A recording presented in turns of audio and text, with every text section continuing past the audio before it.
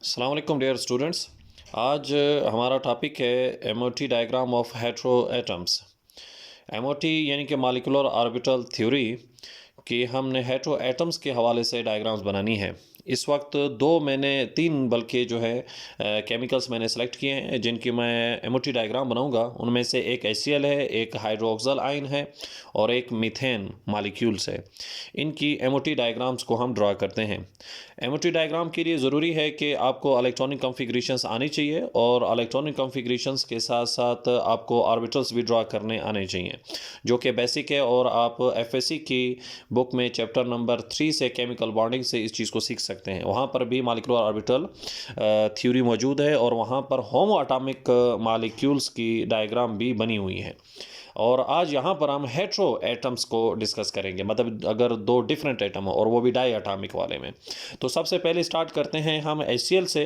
तो HCl जो हमारे पास है, हाइड्रोक्लोरिक एसिड जो है, तो वो आपके पास एक ऐसा यानी कि डाई एटॉमिक मॉलिक्यूल्स है जिसके अंदर एक हाइड्रोजन मौजूद है और एक क्लोरीन मौजूद है।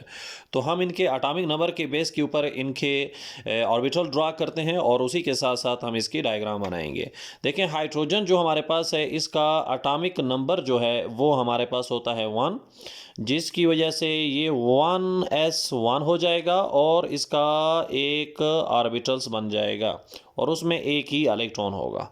फिर इसी तरीके से अगर हम क्लोरीन को ड्रा करें तो क्लोरीन का एटॉमिक नंबर तो हमारे पास होता है एक लिहाज से 17। और अगर हम इसके इलेक्ट्रॉनिक कॉन्फ़िगरेशन ड्रा करते हैं तो ये आता है 1s2 और इसी तरीके से 2s2 और इसी तरीके से 2p6 आ जाएगा। 4 आपके पास, बल्कि 4 नहीं बल्कि अभी तक तो 3 आएगा, 3s2 और फिर इसके बाद आ जाएगा 3p5 आ जाएगा। तो ये क्लोरीन की इलेक्ट्रॉनिक कॉन्फ़िगरेशंस है और ये हमारे पास हाइड्रोजन की इलेक्ट्रॉनिक कॉन्फ़िगरेशन है। देखिए, हाइड्रोजन के पास एक ही ऑर्बिटल्स है और उसमें अनपेयर्ड इलेक्ट्रॉन्स मौजूद है, और जबकि यहाँ पर क्लोरीन के पास काफ़ी ऑर्बिटल्स मौजूद हैं। तो तमाम ऑर्बिटल्स को बनाने की बजाय हम इसका जो लास्ट ऑर्बिटल्स है, यानी कि वो आपके पास जो 3p5 हमारे पास है, उसको हम क्या करते हैं, ड्रा करते हैं। तो 3p5 को अगर हम देखें तो 3p5 जो हमारे पास है उसके 3 एक लिहाज से क्या होंगे, ऑर्बिटल्स होंगे। और इनमें अगर हम इलेक्ट्रॉन फिट करें तो 1 इलेक्ट्रॉन, 2 इलेक्ट्रॉन, 3 इलेक्ट्रॉन्स और ये फिर हो गए 4 और ये हो गए आपके पास 5। यानी कि 5 इसमें एक लिहाज से आप कह सकते हैं कि इलेक्ट्रॉन्स मौजूद हैं और एक ऑर्बिटल ऐसा है जो अनपेयर्ड है। अगर हम इन ऑर्बिटल्स को नाम देता हूं तो p के 3 जो ऑर्बिटल हैं, एक pz होता है, एक py होता है और एक px होता है। अब इन ऑर्बिटल्स को हम हाइड्रोजन के ऑर्बिटल्स के साथ ओवरलैप करवा देंगे, क्योंकि हाइड्रोजन के पास बाकी ऑर्बिटल्स नहीं है, बाकी उसके एनर्जी लेवल नहीं है, सिर्फ एक ही एनर्जी लेवल है और वो इसी के साथ ही ओवरलैप करेगा जहां पर अनपेयर्ड इलेक्ट्रॉन्स मौजूद होगा। और अगर हम इसके भी एमओटी डायग्राम ड्रा करते हैं तो अब हमें एक और चीज़ भी सीखनी है, क्योंकि ये हेटेरो एटॉमिक मॉलिक्यूल है। जब ये हेटेरो एटॉमिक मॉलिक्यूल्स है तो किसी भी बॉन्ड के अंदर 2 इलेक्ट्रॉन्स मौजूद होते हैं, और जब 2 इलेक्ट्रॉन्स एक बॉन्ड में मौजूद हैं, चाहे वो सिग्मा बॉन्ड हो चाहे पाई बॉन्ड हो, वो 2 इलेक्ट्रॉन्स या तो इक्वली डिस्ट्रीब्यूटेड होंगे या वो इक्वली डिस्ट्रीब्यूटेड नहीं होंगे, उसमें डायपोल मोमेंट्स होगा। तो जो क्लोरीन है इसकी इलेक्ट्रॉनिगेटिविटी हाइड्रोजन से ज़्यादा है, तो जिसकी वजह से वो जो पेयर ऑफ इलेक्ट्रॉन होते हैं बॉन्ड में, उसका झुकाव जो होगा वो क्लोरीन की तरफ ज़्यादा होगा। यानी कि जो बॉन्डिंग इलेक्ट्रॉन होंगे वो क्लोरीन की तरफ ज़्यादा होंगे और हाइड्रोजन की तरफ कम होंगे। अब जब हम इसकी एमओटी डायग्राम ड्रा करेंगे तो एमओटी डायग्राम की बेसिक यही है कि जितने एटॉमिक ऑर्बिटल्स ओवरलैप करते हैं उतने ही मॉलिक्यूलर ऑर्बिटल बनते हैं। तो मॉलिक्यूलर ऑर्बिटल की 2 हमारे पास क्लासेस हैं, एक है बॉन्डिंग मॉलिक्यूलर ऑर्बिटल और एक आपके पास है एंटी बॉन्डिंग मॉलिक्यूलर ऑर्बिटल। तो बॉन्डिंग मॉलिक्यूलर ऑर्बिटल्स वो ऑर्बिटल्स होते हैं जहां पर बॉन्डिंग इलेक्ट्रॉन होते हैं। तो आप खुद देखें कि ये जो इलेक्ट्रॉन 2 हैं, ये बॉन्डिंग इलेक्ट्रॉन है, ये क्लोरीन के क्लोज हैं। तो इसलिए हम एमओटी डायग्राम में बॉन्डिंग मॉलिक्यूलर ऑर्बिटल को क्लोरीन के क्लोज बना देंगे और हाइड्रोजन से दूर बना देंगे ताकि पोलैरिटी क्रिएट हो जाए और इनका आपके पास इन दोनों के एटॉमिक ऑर्बिटल्स की एनर्जी लेवल भी सेम ना रहे। तो अब उस हवाले से जब मैं डायग्राम बनाता हूं तो सबसे पहले यहां पर मैं हाइड्रोजन्स की डायग्राम बना देता हूं। हाइड्रोजन के ऑर्बिटल्स की, ये हमारे पास समझें हाइड्रोजन का ऑर्बिटल है यानी कि 1s1 है और ये हाइड्रोजन हमारे पास हो गया। अब इसी तरीके से हम यहाँ पर दूसरी साइड्स पर जो है क्लोरीन का बना देंगे। अगर मैं क्लोरीन का दूसरी साइड से बनाता हूँ तो वो थोड़ा सा नीचे की तरफ जो है एक लिहाज से बनाऊंगा उसके मुकाबले में, यानी कि यहाँ पे फॉर एग्जांपल मैंने बना दिया। तो ये इस वक्त क्लोरीन के 3 ऑर्बिटल्स बन चुके हैं और क्लोरीन हमारे पास क्या है 3p5 है।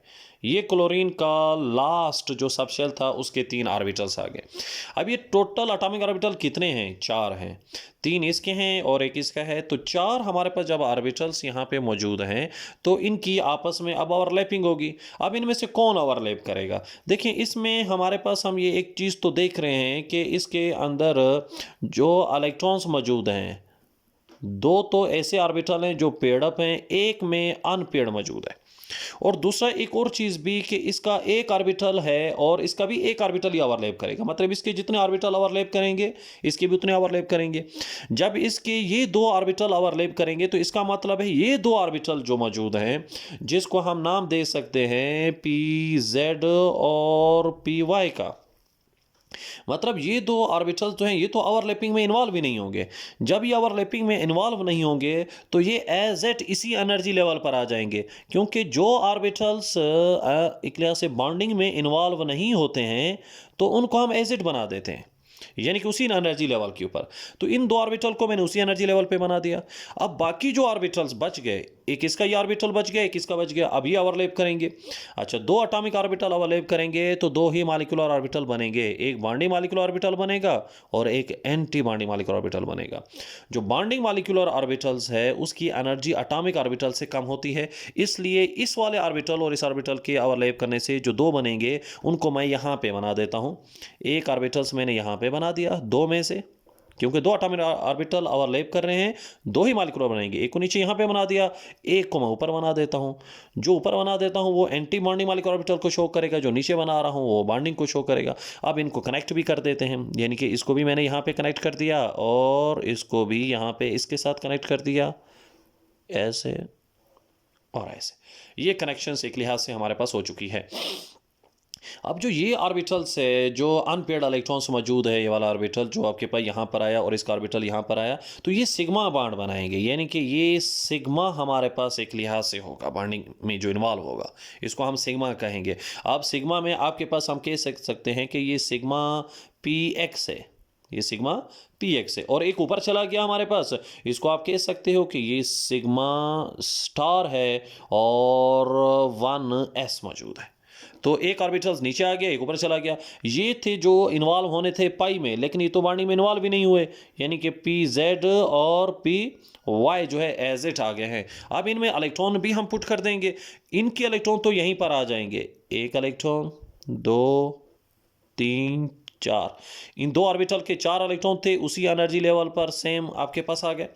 बाकी इनके जो ऑर्बिटल्स हैं, 1 इलेक्ट्रॉन इसका है, 1 इलेक्ट्रॉन इसका है, यानी कि ये 2 इलेक्ट्रॉन है। ये 2 इलेक्ट्रॉन आपस में एक लिहाज से जब बॉन्डिंग ओवरलैप करेंगे तो ये दोनों के दोनों यहाँ पे आ जाएंगे और एंटी बॉन्डिंग में कोई भी इलेक्ट्रॉन नहीं पहुँचेगा, यानी कि सारे इलेक्ट्रॉन इसी में आ गए और एंटी बॉन्डिंग में कोई भी इलेक्ट्रॉन नहीं गया, यानी कि इसका एनर्जी लेवल बराबर हो चुका है, क्योंकि इन 2 ऑर्बिटल्स का और ये आपके पास 2 ऑर्बिटल ओवरलैप किए, उसकी वजह से एक बॉन्डिंग बन गया और एक एंटी बॉन्डिंग बन गया, और वो 2 इलेक्ट्रॉन्स किस में आ चुके हैं, वो हमारे पास बॉन्डिंग में आ चुके हैं। इस तरीके से हमने किसकी डायग्राम बना ली है, ये HCl की MOT डायग्राम है, यानी कि ये हमारे पास मौजूद है क्लोरीन, ये हाइड्रोजन है, और ये बीच वाला जो मौजूद है ये किसको रिप्रेजेंट करता है, HCl को और रिप्रेजेंट करता है। तो इस तरीके से हम HCl की जो है वो डायग्राम बना सकते हैं। तो ये फर्स्ट डायग्राम थी जो HCl की थी, हेटेरो एटॉमिक की, वो मैंने ड्रॉ की। अगर मैं इसको दोबारा समराइज करूं तो मैंने ये कहा कि हमारे पास 2 एटम हैं, एक हाइड्रोजन है, एक क्लोरीन है, जो आपस में ओवरलैप कर रहे हैं, उनकी MOT डायग्राम बनानी है। हाइड्रोजन हमारे पास 1s1 था और क्लोरीन्स के ये सारे ऑर्बिटल्स थे, इनमें से एक ऑर्बिटल जो लास्ट वाला है उसी को ही हम बॉन्डिंग में इन्वॉल्व करेंगे। वैसे बाकियों के अगर आप बनाएंगे तो इनमें से कोई भी बॉन्डिंग में इन्वॉल्व नहीं हो रहा है। जब इनमें से कोई भी बॉन्डिंग में इन्वॉल्व नहीं हो रहा तो ये एज एट, यानी कि क्लोरीन की साइड पर अगर आप इसको बना भी देते हैं तो इस तरह बना देंगे, जैसे फॉर एग्जांपल मैं 3s का इसके बाद, क्योंकि क्लोरीन से पहले यानी कि 3p5 से पहले 3s है, अगर मैं 3s को यहाँ पे बना दूँ तो ये हमारे पास फॉर एग्जांपल हो गया 3s हो गया। अच्छा, इसके 2 इलेक्ट्रॉन्स हैं, तो ये तो बॉन्डिंग में इसके साथ इन्वॉल्व नहीं हो रहा है, तो ये एज इट सीधा इसी तरीके से यहाँ पर आ जाएगा, यानी कि नॉन बॉन्डिंग हम इसको एक लिहाज से ऑर्बिटल कह सकते हैं, ये ऐसे आ जाएगा।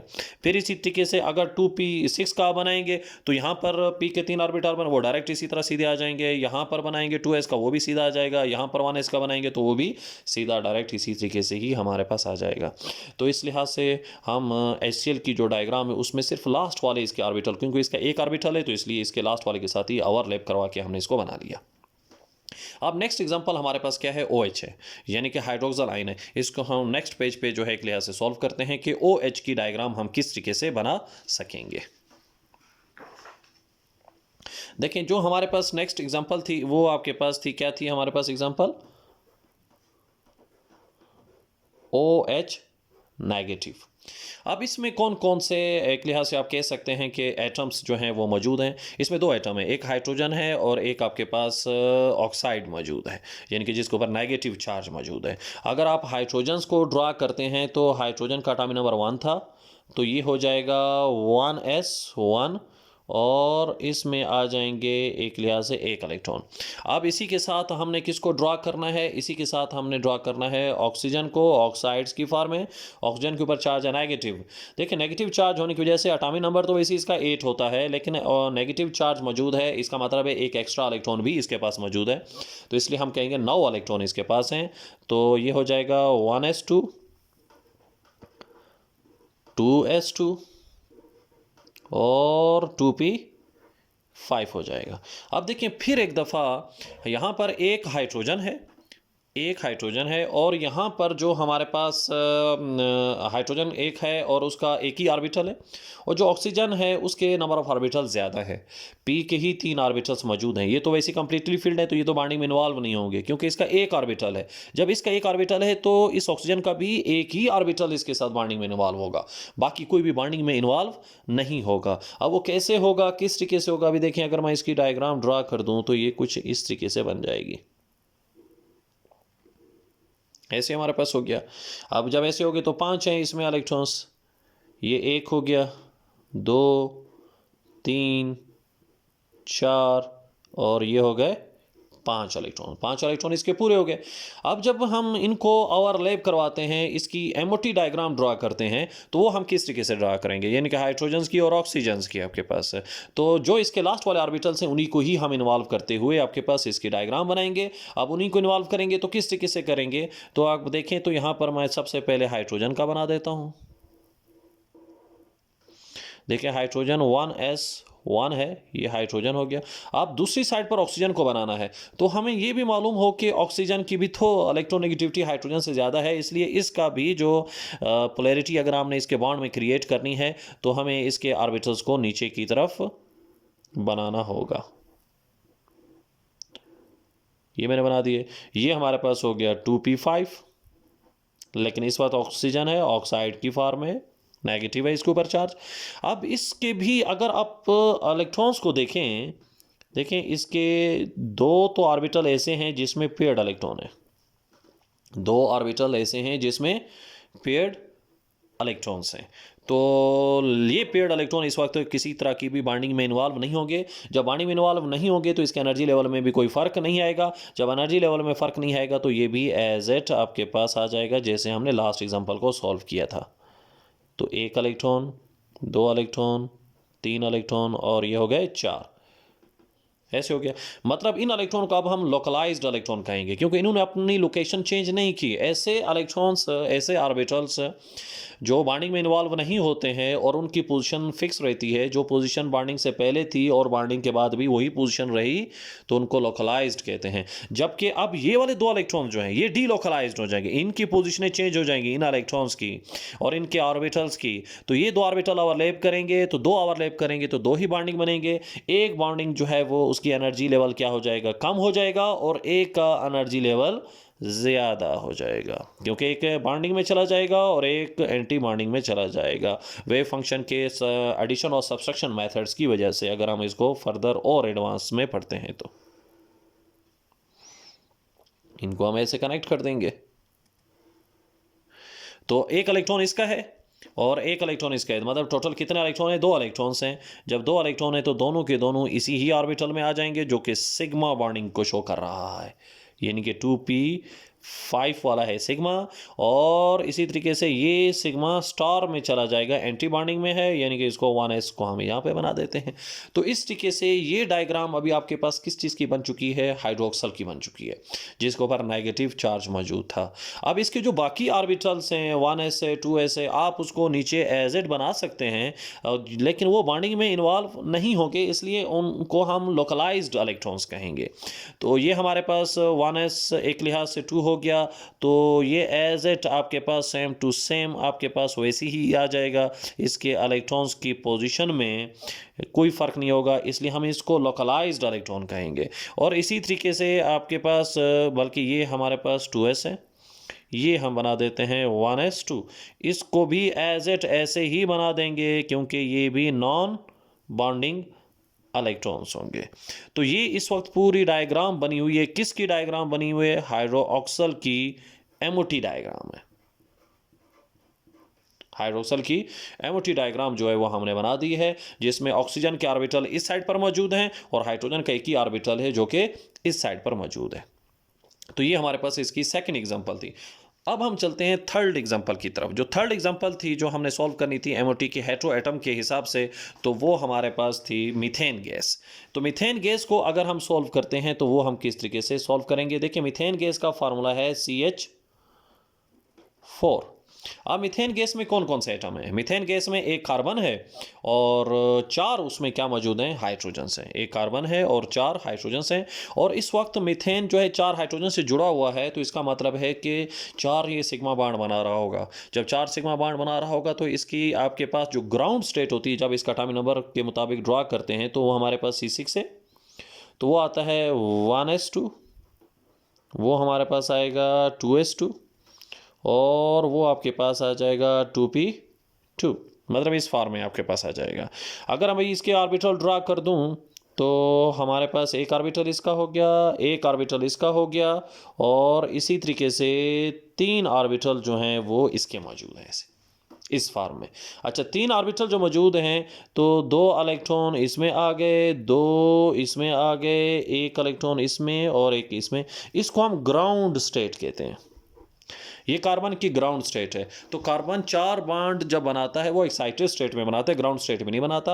एक्साइटेड स्टेट में क्या होता है कि सेम एनर्जी लेवल वाले जो एक लिहाज से सबशेल्स होते हैं, उनकी इलेक्ट्रॉन की प्रमोशन होती है, यानी कि वो जंप करते हैं, अगले उसके पास एम्प्टी ऑर्बिटल्स में जा सकते हैं। और वो कैसे होगा? वो बॉन्डिंग के नतीजे में होगा। जो बॉन्ड बनेगा, एनर्जी रिलीज होगी, उस एनर्जी को वो यूज़ करते हुए इलेक्ट्रॉन की प्रमोशन हो जाती है और वो जंप करके अगले एनर्जी लेवल में चले जाते हैं। तो इस वक्त अगर आप ये देखें तो ये इसकी एक्साइटेड स्टेट है कार्बन की। ये कार्बन की एक्साइटेड स्टेट है। इसमें 4 अनपेयर्ड इलेक्ट्रॉन मौजूद है। एक इसमें s में है, यानी कि 2s1 हो गया अब। और इसी तरीके से इसका आपके पास ये हो चुका है, यानी कि 2px1, 2py1 और 2pz भी 1 हो चुका है। यानी कि ये ऑर्बिटल जो हैं आप कह सकते हैं एक लिहाज से इसके मौजूद हैं, बने हुए हैं। और 4 ऑर्बिटल्स हैं और हाइड्रोजन का एटॉमिक नंबर होता है 1। जब हाइड्रोजन का एटॉमिक नंबर 1 है तो लेकिन 4 हाइड्रोजन है, तो चारों हाइड्रोजन तो सेम होंगे, एक जैसे ही होंगे। तो इसलिए इसका ये एक ऑर्बिटल्स आपके पास हो गया, उसमें एक इलेक्ट्रॉन आ गया। अब ये 4 हैं, चारों का एनर्जी लेवल भी सेम होगा, लेकिन इन 4 में से एक ऑर्बिटल जो है, इन 4 हाइड्रोजन में से एक हाइड्रोजन 2s से ओवरलैप करेगा और 3 हाइड्रोजन जो हैं वो किससे ओवरलैप करेंगे? p से ओवरलैप करेंगे। तो हमारे पास जो एनर्जी लेवल होता है कार्बन्स के इन ऑर्बिटल्स का, वो डिफरेंट है, वो एक जैसा नहीं है। 2s की एनर्जी और 2p की एनर्जी एक जैसी नहीं है। जब इनकी एनर्जी डिफरेंट है तो इनका आपके पास डिफरेंस आपके पास फॉर्म में हम इसको अरेंज कर लेंगे। अब वो कैसे अरेंज करेंगे, किस तरीके से अरेंज करेंगे, वो आप देखिए, मैं आपको यहाँ पे समझाता हूँ इसको। देखिए, हमारे पास कार्बन और हाइड्रोजन नॉन पोलर बॉन्ड है, ये पोलर बॉन्ड्स नहीं है, इसमें पोलैरिटी नहीं होती है, लेकिन फिर भी इलेक्ट्रोनेगेटिविटी का थोड़ा बहुत डिफरेंस मौजूद होता है। और उस डिफरेंस को यहाँ पे आपके पास शो करना आपके पास पॉसिबल नहीं होता कि हम एक स्केल लगाएं और उसमें थोड़ा बहुत डिफरेंस दें, लेकिन मैं कोशिश करता हूँ कि इसमें डिफरेंस मौजूद हो। तो सबसे पहले जो ओवरलैप करेगा वो कौन ओवरलैप करेगा? वो 2s और 1s ओवरलैप करेंगे। अच्छा, 2s और 1s किसके आपके पास हाइड्रोजन का, क्योंकि 4 हाइड्रोजन है, एक हाइड्रोजन इसके साथ ओवरलैप करेगा। अब वो कैसे ओवरलैप करेगा, वो कुछ इस तरीके से होगा। ये मैं बना देता हूँ एक लिहाज से, यहाँ पर आपके पास 1s बना देता हूँ या 2s बना देता हूँ। 2s आपके पास कार्बन का, और यहाँ पर आपके पास है फॉर एग्ज़ाम्पल एक हाइड्रोजन है जो कि 1s1 है।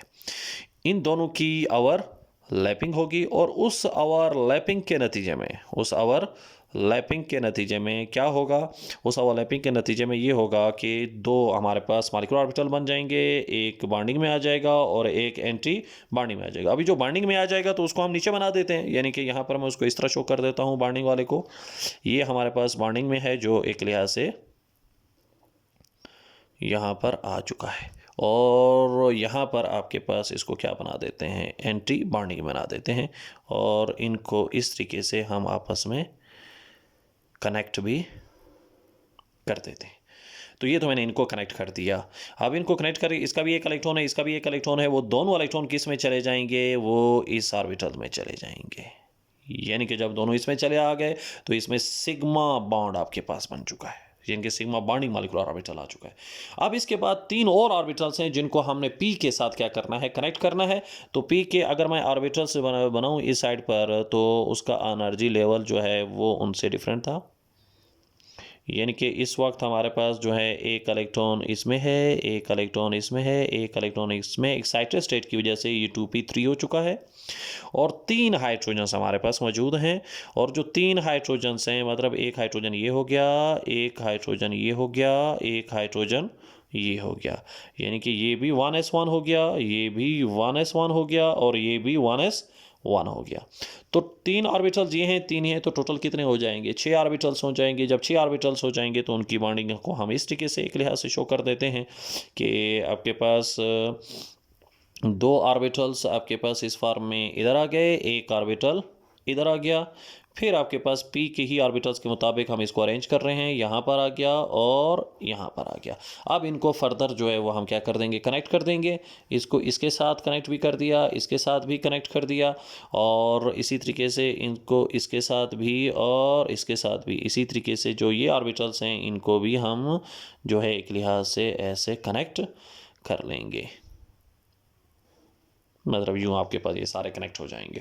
अच्छा, ये कनेक्ट हो गए तो 6 इलेक्ट्रॉन्स मौजूद हैं। एक इलेक्ट्रॉन्स इसका यहाँ पे है, एक इलेक्ट्रॉन इसका यहाँ पे, एक इलेक्ट्रॉन इसका यहाँ पर है। इनके भी 3 इलेक्ट्रॉन है, इसके भी 3 है, तो टोटल 6 इलेक्ट्रॉन हो गए। तो यहाँ पर भी इलेक्ट्रॉन आ गया, यहाँ पर भी आपके पास आ गया, और फिर यहाँ पे डबल हो गया, फिर यहाँ पे भी डबल हो गया, यहाँ पे भी डबल, यहाँ पर भी डबल, मतलब पेयर्ड इलेक्ट्रॉन हो गया। ये सारे इलेक्ट्रॉन इस वक्त अगर आप देखें तो हम फिल कर चुके हैं। तमाम इलेक्ट्रॉन्स आपके पास फिल हो चुके हैं, लेकिन कोई भी इलेक्ट्रॉन एंटी बॉन्डिंग में नहीं गया है। जो भी गए हैं सारे के सारे एक लिहाज से बॉन्डिंग मॉलिक्यूलर ऑर्बिटल्स के अंदर मौजूद हैं। तो ये CH4 की आपके पास जो है एक लिहाज से डायग्राम आ जाती है। ओके, इंशाल्लाह ताला नेक्स्ट अगर आपको इसमें कुछ चीज़ ना समझ आई हो तो वो लाजमन आप पूछ सकते हैं, और आपको इसमें कोई और एग्जांपल सॉल्व करवानी हो तो वो भी आप मुझसे शेयर करें, तो इंशाल्लाह उसको भी कोशिश करेंगे, सॉल्व करेंगे। थैंक्स।